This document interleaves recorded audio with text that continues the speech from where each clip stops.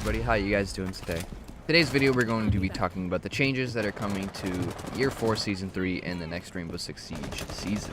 All of these changes, whether they're minor or huge, we're going to be talking about them, and there are countless numbers of changes. And to be honest, this is the most amount of changes that I will be covering in one video. But they're all kind of small changes, they're not anything drastic. So let's just start with the main changes everybody should know about. Starting with Glaz and Dokaibi, both of these operators are getting frag grenades. So instead of Dokaibi with flashbangs and Glaz with Claymore, they are both replacing them with frag grenades. Now I'm not 100% certain why they gave them frag grenades, and I think it's because they're probably trying to boost their play rate. I'm not 100% positive on that, but I'm kind of excited to call someone and hear their phone ring and just absolutely toss a grenade in the room and just see them blow up.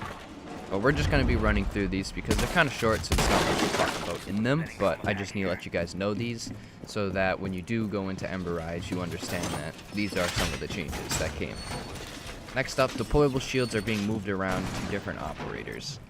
Hopping into Smoke, Rook, and Jaeger. Smoke is getting his impact grenades removed and replaced with a deployable shield. Rook is getting his barbed wire instead of a shield, and Jaeger is getting a bulletproof camera.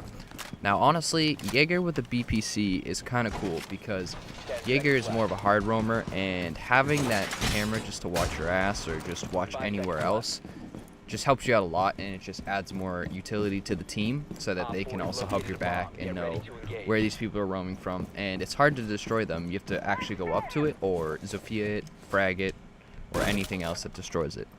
And I think that was a good choice for Jaeger, and I want to see how that plays out. But I think they are moving most of these gadgets around because when Goyo comes, there were too many defenders with shields, and certain ops would be too good just to be sitting behind the shields waiting for their prey. Hopping into Frost, she's getting her barbed wire replaced with a shield. And coming from a Frost main, I personally don't mind this because you can make trump walls a lot easier on your part instead of asking your teammates for their shields, because sometimes if you ask your teammate, oh, they want their shield because they want to sit in a corner or they want it in a certain spot. So now that Frost has a shield, it makes it a lot easier to just put it down, put a Frost mat behind it, and put your Frost mats somewhere else. Now these next ones aren't too big, but I'm just going to let you guys know. Mirror is getting barbed wire instead of a shield, and Legion is getting a bulletproof camera instead of a shield, which that is kind of cool too. So there's going to be 2 more bulletproof cameras on defense. To the other, I think there's 2 other, I think Doc has one, Vigil has one, and I'm not sure if anybody else has one. But, so there's 4 cameras, and then they got the Valve cams, Maestro cams, they got everything. So now defense is a little bit harder to attack. But it's your choice to put the bulletproof camera on or not, so that's up to you. Now these next 2 are interesting. Maestro and Warden are now getting impacts instead of shields. So recently I've been playing a lot of Maestro, whether it's console or PC. Personally, seeing Maestro with impacts gets me excited because it'll help with lines of sight for the player, and it will help with his Maestro cams. So if you put a Maestro cam somewhere and you want to destroy the wall, instead of using all your ammo in your bailiff, you're just gonna throw an impact near it. It helps out a lot more with the destruction part of Siege, because having the bailiff is good and all, it does a lot, and it does help with rotators. It just uses all your ammo, and you might want to use it for something else. But next up is Jackal. Jackal's getting his PDW damage at long range adjusted, and I absolutely love this change because when I play Jackal, I use his PDW a lot more than his regular assault rifle. As good as his assault rifle is, I personally just like the PDW more. Having more ammo, putting an angle grip on it, and just moving a lot quicker just seems more functional to me. But hopping into the next change, Twitch's 417 will now be getting 10 additional rounds into the magazine, which you should have had from the start, but it's alright, they added them. But I think this is a universal change to all operators that have the 417, so Lion, they should have the same amount of ammo in each mag, which is very helpful. This next change worries me, but also gets me excited at the same time.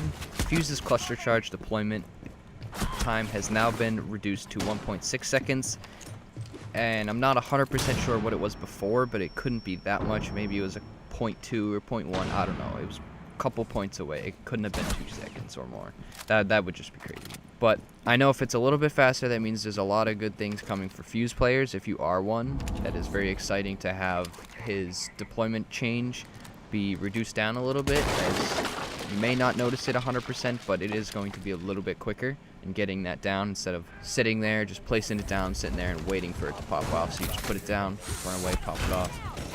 It gives you a lot more time to think and put shit down and what you want to do. The last two changes are sad in a way because one of the operators is already the most useless operator in the right scenario.